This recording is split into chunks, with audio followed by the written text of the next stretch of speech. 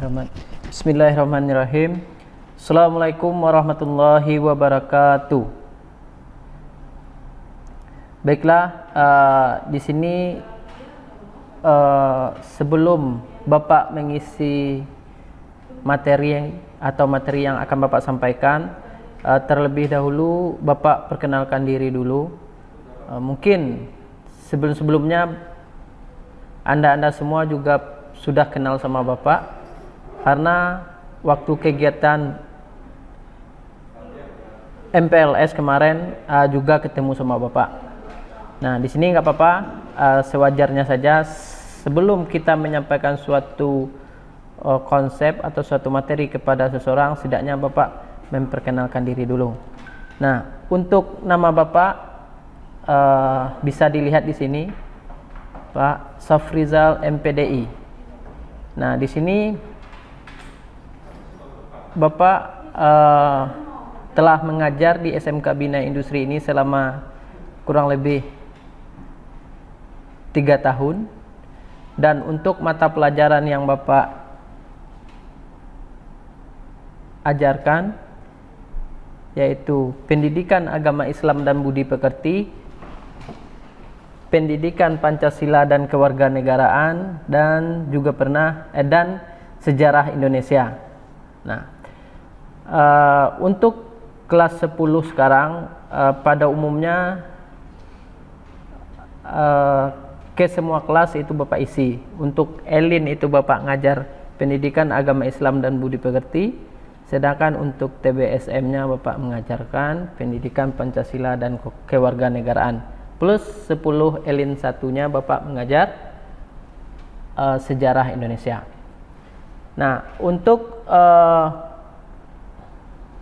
perkenalan lebih lanjutnya mungkin nanti bisa kita lebih kenalnya nanti pas kalau pembelajaran luring sudah bisa diadakan, maka disitulah lebih, kalau ada yang ditanyakan nanti bisa. Nah, baiklah, untuk materi yang Bapak sampaikan dalam latihan dasar kepemimpinan siswa atau LDKS SMK Bina Industri tahun ajaran 2020-2021 itu adalah tentang konsep dasar organisasi. Konsep dasar organisasi. Nah, kita lihat dulu apa itu pengertian dari organisasi. Mungkin kepada anak-anak Bapak yang dulu aktif waktu sekolah dasar, sekolah menengah pertama dalam sebuah organisasi, ya pasti sudah tahu apa itu organisasi. Nah, di sini ada dikemukakan oleh 3 tokoh.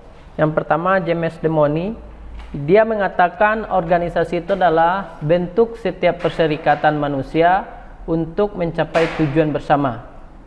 Nah, sedangkan menurut Stoner, organisasi itu adalah suatu pola hubungan yang melalui orang-orang di bawah pengarahan atau atasan untuk mengejar tujuan bersama. Nah, sedangkan menurut Stephen Robbins, organisasi itu adalah sebuah unit sosial yang dikoordinasi secara sadar, terdiri atas 2 orang atau lebih, dan berfungsi dalam suatu dasar yang relatif terus-menerus guna mencapai satu atau serangkaian tujuan bersama. Nah, dari ketiga tokoh ini, jadi kita simpulkan saja. Nah, kita simpulkan saja seperti yang Bapak tekankan kepada siswa-siswi SMK Bina Industri, ya, bahwasanya kalau kita mengartikan sebuah definisi itu jangan kaku, jangan terpaku kepada apa yang disampaikan oleh tokoh tersebut, tapi kita bisa mendefinisikan menurut bahasa kita sendiri, tapi maksud dan tujuannya itu sama. Nah, kalau kita lihat, intinya organisasi itulah bentuk setiap perserikatan atau perkumpulan atau kelompok yang di dalamnya terdapat satu atau lebih lebih dari satu manusia untuk mencapai tujuan bersama. Nah, jadi organisasi itulah kelompok yang mana di dalamnya itu memiliki tujuan bersama, tujuan yang sama untuk mencapai tujuan bersama. Itu organisasi. Nah, selanjutnya prinsip-prinsip atau dasar organisasi. Nah, dalam kita membuat sebuah organisasi, ada prinsip-prinsip atau dasar-dasar organisasi yang harus ada. Nah, kenapa? Kalau prinsip dan dasar organisasi ini tidak ada, maka niscaya atau mustahil organisasi itu bisa berkembang atau bisa mencapai tujuan yang dia buat. Nah, prinsip yang pertama adalah tujuan yang jelas. Nah, kalau kita membuat sebuah organisasi, yang pertama itulah tujuan dari organisasi kita itu apa? Apa kegunaan, apa fungsi dari organisasi kita itu? Harus jelas. Nah, maka kejelasan dalam sebuah organisasi itu sangat penting. Nah, yang kedua, kesatuan komando. Nah, kesatuan komando ini intinya dalam sebuah organisasi itu kita harus memiliki satu komando. Intinya memiliki satu ketua atau pemimpin. Jangan sampai dalam sebuah organisasi tersebut ada dua pemimpin, itu nggak boleh. Nah, intinya satu komando, intinya harus satu. Yang kedua, yang ketiga dalam prinsip dasar organisasi itu harus ada pembagian kerja atau tugas terhadap struktural yang ada dalam organisasi tersebut. Contohnya, kalau ketua itu tugasnya ngapain, wakil itu ngapain, dan seksi-seksi bidang-bidang itu tugasnya mengapain. Harus ada pembagian kerja. Yang keempat, pelimpahan wewenang dan tanggung jawab. Nah, kalau kita sudah membagi tugas atau membagi kerja kepada masing-masing struktural organisasi tersebut, kita limpahkan wewenang dan tanggung jawab dia. Jadi jangan sampai misalnya sebuah ketua mengatur anggotanya, itu wewenang dia dan itu tanggung jawab dia. Nah, jadi bidang atau seksi-seksi yang di bawahnya jangan merasa sakit hati atau jangan merasa tersinggung. Kenapa? Karena itu adalah wewenang dan tanggung jawab dia. Begitu juga dengan sebuah acara yang dikonsep oleh divisi acara. Kalau dia mengkonsep sebuah acara, telah mengkonsep sebuah acara, itu baik ketua maupun peserta yang lain itu tidak boleh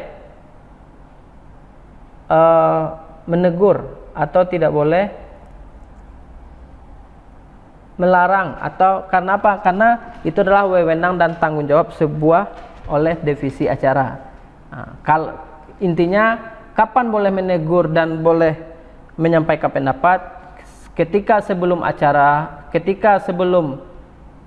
itu diputuskan, dan kedua setelah acara itu telah selesai, baru bisa menegur atau memberikan pendapat. Nah, jadi inilah prinsip-prinsip atau dasar-dasar organisasi yang harus dimiliki oleh sebuah organisasi. Yang pertama, tujuan yang jelas. Yang kedua, kesatuan komando. Yang ketiga, pembagian kerja. Yang keempat, pelimpahan wewenang dan tanggung jawab. Nah, selanjutnya komponen organisasi. Nah, selain prinsip dan dasar organisasi tersebut juga ada komponen organisasi. Nah, komponen organisasi itu ada 3. Yang pertama, ya seperti Bapak sampaikan tadi, bahwasanya tujuan dari organisasi tersebut. Intinya sama dengan kalau sebuah organisasi itu harus memiliki visi dan misi. Nah, visinya apa, misinya apa, sasarannya apa, maksud yang akan dicapai dalam waktu tertentu itu apa. Itu komponen yang harus ada dalam organisasi. Memiliki visi dan misi, sasaran, maksud dan tujuan dalam sebuah organisasi tersebut. Nah, yang kedua, komponen organisasi tersebut adalah struktur susunan komponen atau unit kerja yang ada dalam organisasi.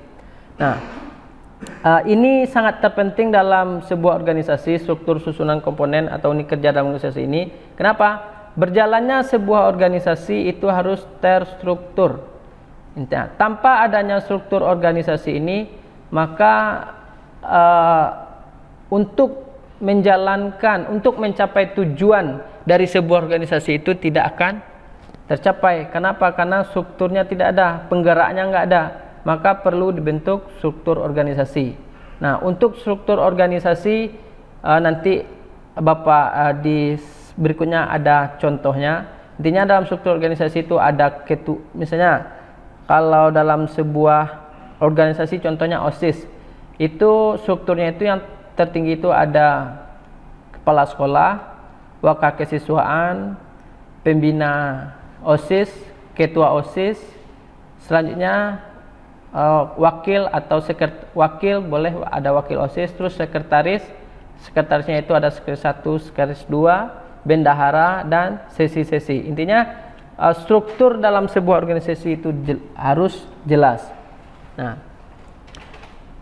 untuk contohnya nanti di slide berikutnya Bapak sampaikan. Selanjutnya komponen organisasi ketiga adalah sistem anggaran dasar atau anggaran rumah tangga, atau lebih dikenal dengan ADART atau peraturan. Apa gunanya anggaran dasar, anggaran rumah tangga atau peraturan dalam sebuah organisasi? Intinya anggaran dasar dan anggaran rumah tangga itulah patokan kemana organisasi kita ini akan kita bawa. Tujuannya apa? Itu jelas dalam anggaran dasar dan anggaran rumah tangga. Mekanisme dan aturan-aturan yang ada dalam organisasi itu juga ada dalam anggaran dasar, dan anggaran rumah tangga. Jadi anggaran dasar dan anggaran rumah tangga dalam sebuah organisasi itu sangat penting, karena itu tempat berpijaknya, tempat fondasi awal untuk mengembangkan sebuah organisasi. Nah, kita ingin mengembangkan sebuah organisasi tapi kita tidak mempunyai dasar. Nah, itu percuma. Nah, jadi perlu anggaran dasar dan anggaran rumah tangga. Nah, untuk mewujudkan ketiga komponen organisasi ini, maka perlu namanya manajemen organisasi. Nah, tujuan manajemen organisasi itu apa? Untuk mewujudkan visi misi, untuk mewujudkan struktural organisasi yang bagus, dan untuk membuat atau menciptakan anggaran dasar dan anggaran rumah tangga yang berkualitas atau yang sesuai dengan organisasi kita. Maka perlu adanya manajemen organisasi. Apa itu manajemen organisasi? Manajemen organisasi itu adalah strategi pengelolaan lembaga untuk mencapai tujuan organisasi yang efektif dan efisien. Manajemen organisasi itu adalah strategi untuk mengelola lembaga atau organisasi untuk mencapai tujuan organisasi supaya organisasi tersebut efektif dan efisien atau berkembang atau bagus ke depannya. Nah, dan ilmu manajemen organisasi ini itu sangat perlu dipahami atau sangat perlu dimengerti oleh orang-orang yang berada di dalam struktural organisasi. Nah, kalau orang-orang yang masuk ke dalam struktural organisasi tidak paham tentang manajemen organisasi, maka organisasinya tersebut akan sulit untuk maju atau berkembang. Kenapa?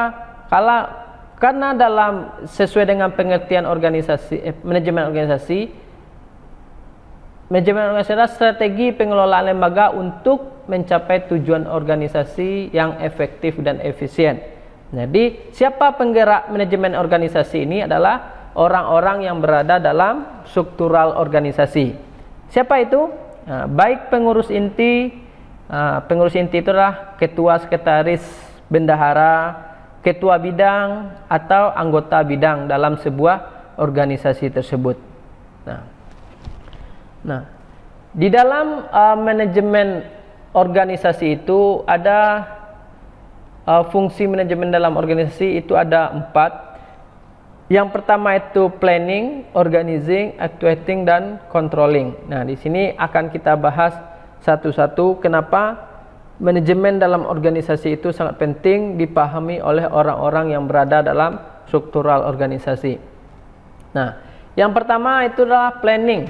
Planning atau perencanaan. Nah, atau perencanaan. Apa yang perlu direncanakan? Yang pertama, planning atau perencanaan itu yang perlu dipahami itu adalah rencana kerja atau kegiatan. Jadi kalau kita dalam membuat sebuah organisasi atau sebuah acara, kita harus memiliki rencana kerja atau kegiatan. Apa rencana kerja atau kegiatan kita? Maka sangat familiar ya dalam sebuah organisasi, apalagi itu organisasi sekolah atau organisasi kemahasiswaan.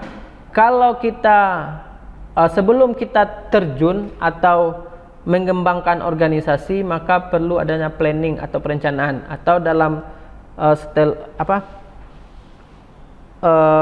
istilah lainnya itu adalah proker atau program kerja. Biasanya itu dilakukan ketika pergantian jabatan. Nah, sebelum ketua terpilih untuk menjalankan tugasnya, maka ketua terpilih sama bidang-bidangnya itu membuat sebuah proker atau rencana kerja kegiatan dalam jangka waktu jabatannya. Biasanya kalau dalam sekolah itu biasanya 1 tahun atau 1 tahun setengah, sedangkan untuk organisasi pemerintahan itu biasanya sekali dalam 5 tahun. Itu harus direncanakan. Nah, itu yang planning. Terus dalam perencanaan itu juga jangan lupa anggaran yang diperlukan. Ya, ibaratnya sama kita bikin program kerja. Nah, dalam bikin program kerja itu jelas apa rencana kegiatan atau kerja kita,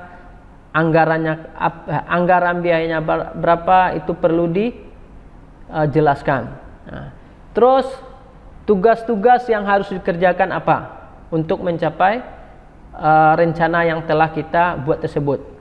Nah, kita membuat program kerja atau rencana banyak, tapi untuk mewujudkan rencana tersebut kita tidak mau menjalankan tugas-tugas yang harus dikerjakan semestinya. Itu mustahil sebuah organisasi tersebut bisa sebuah planning atau perencanaan tersebut bisa terwujud.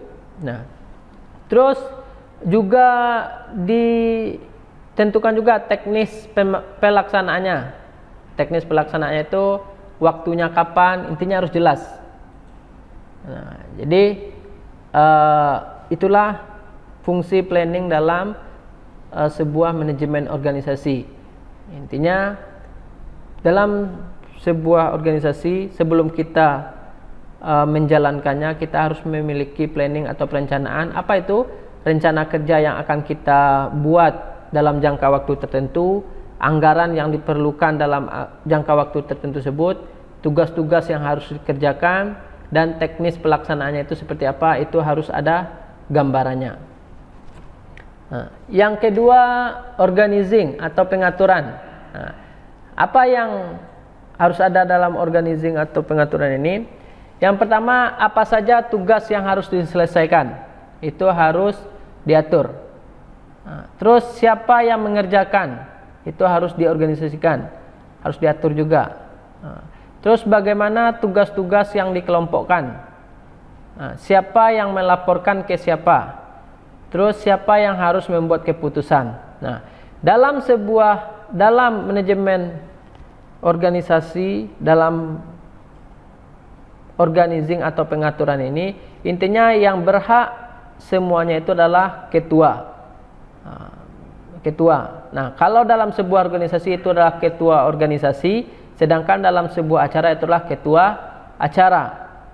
Nah, jadi dia yang berhak mengatur. Intinya apa saja tugas yang harus diselesaikan itu ketua. Misalnya dalam sebuah acara lah, itu ketua yang menentukan. Si A ini tugasnya ini, tolong diselesaikan. Nah, terus siapa yang mengerjakan apa? Intinya untuk mengerjakan ini siapa, itu juga ketua yang menentukan.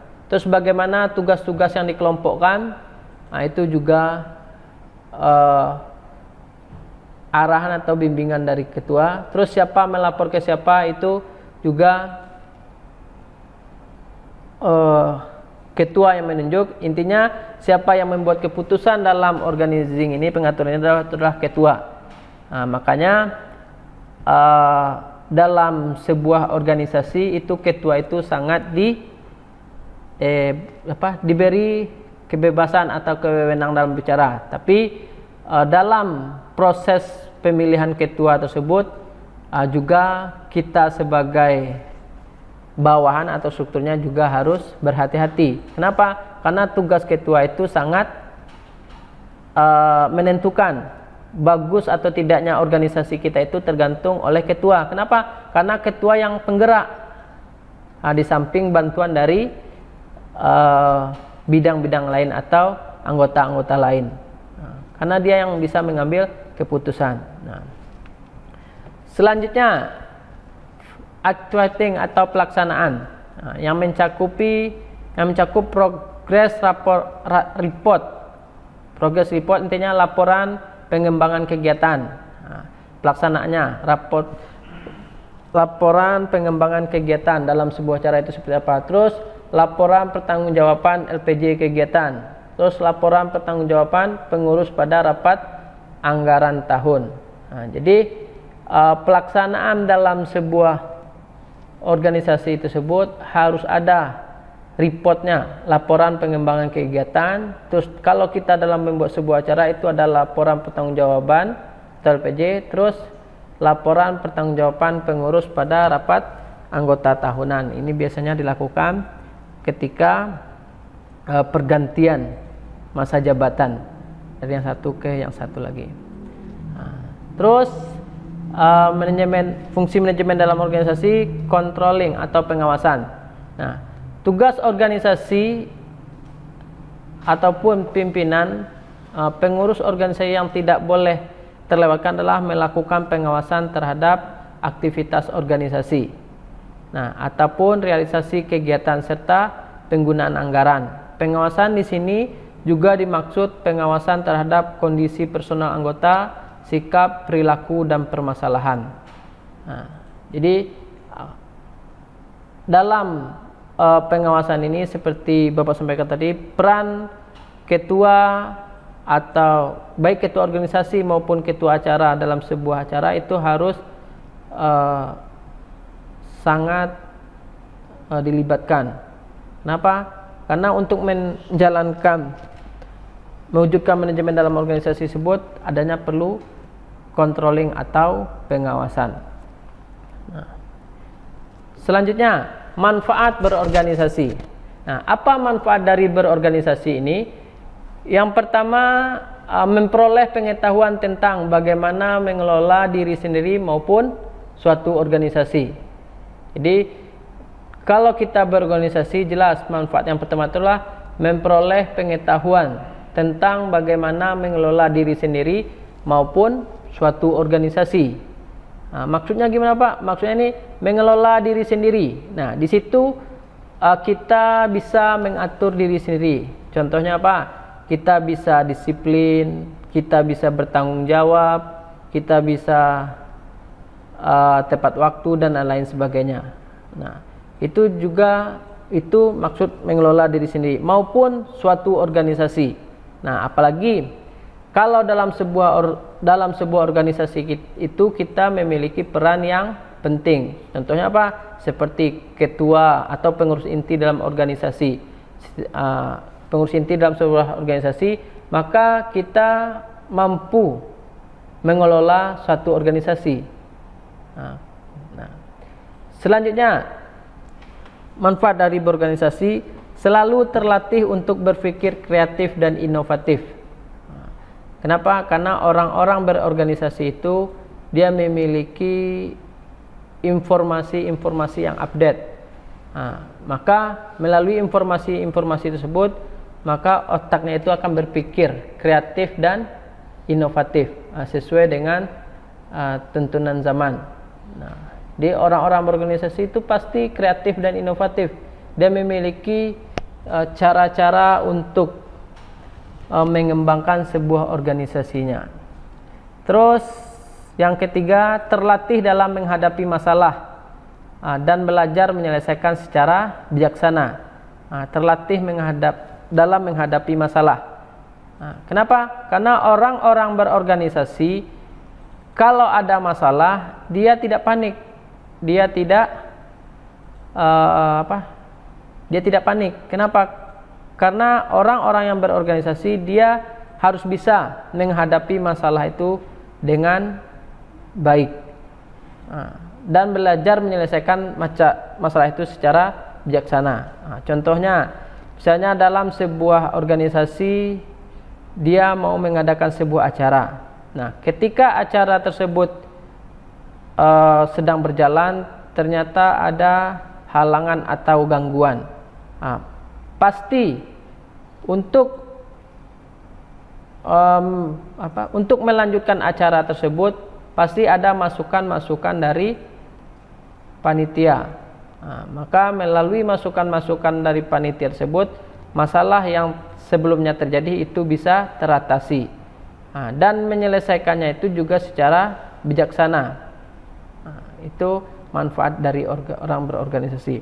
Terus belajar bekerja dalam suatu tim dan belajar menjadi individu yang berjiwa sosial tinggi. Itu udah pasti ya.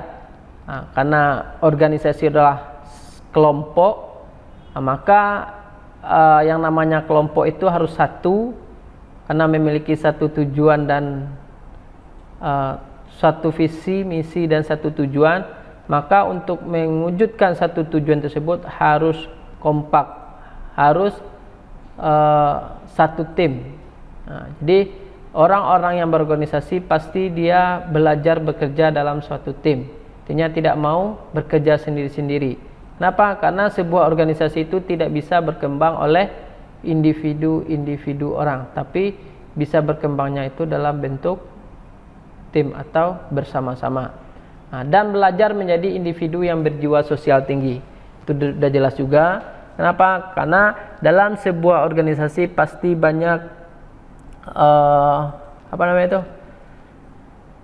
pasti banyak masukan-masukan, pasti banyak pendapat-pendapat yang kita ungkapkan itu tidak diterima.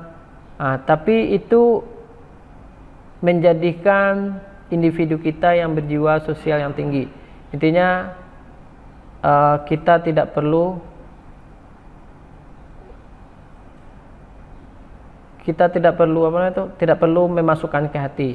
Jadi apapun masukan-masukan dari tim-tim organisasi tersebut harus kita terima. Intinya dalam berorganisasi kita tidak boleh ego sendiri. Kenapa? Karena sebuah organisasi itu maju atau tidaknya itu tergantung oleh tim dari organisasi tersebut. Itu manfaat berorganisasi. Selanjutnya, guna berorganisasi bagi bagi individu atau orang-orang yang ada dalam organisasi tersebut. Yang pertama, mampu menyelesaikan suatu masalah dengan ide-ide yang berlian. Itu sudah jelas ya. Kenapa? Karena orang-orang yang berorganisasi itu pasti kreatif dan inovasi. Jadi kalau ada permasalahan pasti dia bisa menyelesaikannya. Terus bekal penting dalam dunia kerja. Itu sudah jelas. Jadi orang-orang yang berorganisasi dengan orang-orang yang tidak berorganisasi itu bisa terlihat langsung dalam dunia kerja. Salah satunya apa? Salah satunya yang jelas itu dalam segi berbicara. Jadi orang-orang yang berorganisasi dia tidak kaku. Dia tidak kaku dalam berbicara di depan umum. Sedangkan orang-orang yang tidak berorganisasi tidak semuanya juga ya, paling karena dia belum terbiasa berbicara di depan umum masih ada rasa-rasa ragu. Tapi kalau orang-orang sudah berorganisasi itu jarang sekali. Apakah ada Pak? Ada, itu mungkin dikembalikan ke individu orang tersebut. Tapi jarang sekali orang-orang berorganisasi itu demam panggung atau malu berbicara di depan umum, jarang. Terus mempunyai nilai lebih di mata perusahaan. Ini ketika kita sudah tamat atau mau bekerja, orang-orang yang berorganisasi itu mempunyai nilai lebih di mata perusahaan. Kenapa? Karena perusahaan-perusahaan tersebut sudah paham juga bagaimana tipikal-tipikal orang berorganisasi tersebut.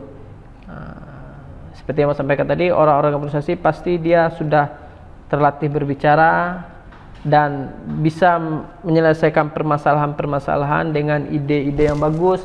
Jadi orang-orang perusahaan itu sudah menilai itu. Terus secara tidak langsung terjadi evolusi berpikir dalam setiap waktu. Itu guna kita berorganisasi. Kenapa? Karena pada prinsipnya organisasi itu perkumpulan, ya sama. Tapi untuk mengembangkan organisasi tersebut perlu evolusi berpikir dalam setiap waktu. Intinya organisasi itu harus mampu mengikuti perkembangan zaman. Jangan organisasi itu bersifat kaku. Kalau suatu organisasi bersifat kaku, maka dia akan sulit untuk berkembang. Nah, ini seperti yang Bapak sampaikan tadi untuk contoh struktur organisasi yang ada di sekolah.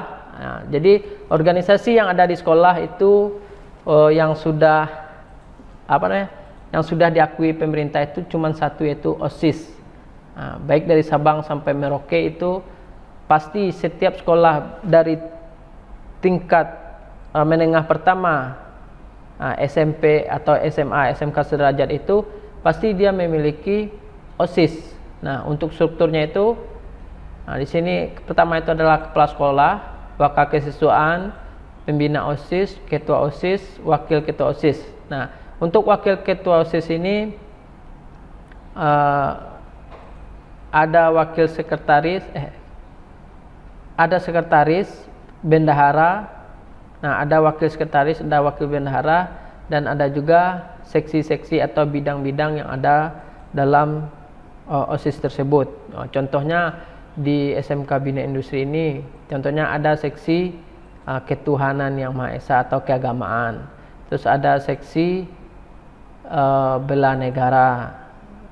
Terus ada seksi apa lagi? Olahraga. Terus ada seksi kesenian dan lain sebagainya. Itu tergantung kepada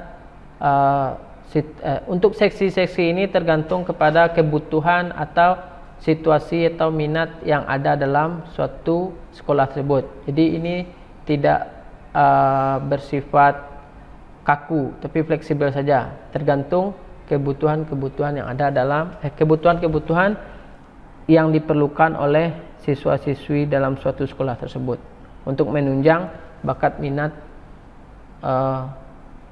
siswa-siswi yang ada dalam sekolah tersebut. Nah, di samping OSIS itu juga ada ekstrakurikuler. Nah, untuk ekstrakurikuler ini pada prinsipnya itu adalah untuk mengembangkan bakat dan minat, tapi secara tidak langsung dia juga merupakan suatu organisasi juga, walaupun dalam pelaksanaannya itu masih jauh dari sistem organisasi informal atau yang formal.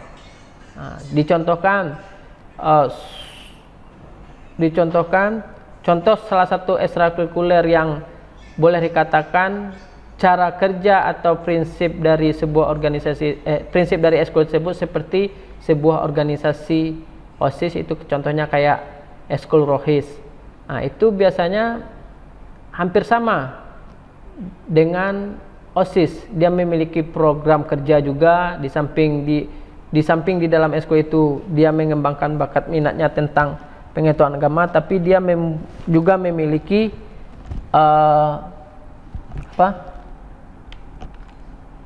tujuan atau memiliki ADART dalam sebuah organisasi tersebut. Nah, pada prinsipnya ekstrakurikuler itu juga bisa disebut dengan sebuah organisasi. Nah, tapi apakah setiap ekstrakurikuler itu memiliki ADART, itu dikembalikan lagi kepada pada ekstrakurikuler tersebut. Nah, selanjutnya itulah gambaran tentang konsep organisasi. Jadi intinya Bapak berharap Anda semua nanti harus masuk organisasi. Kalau Anda mau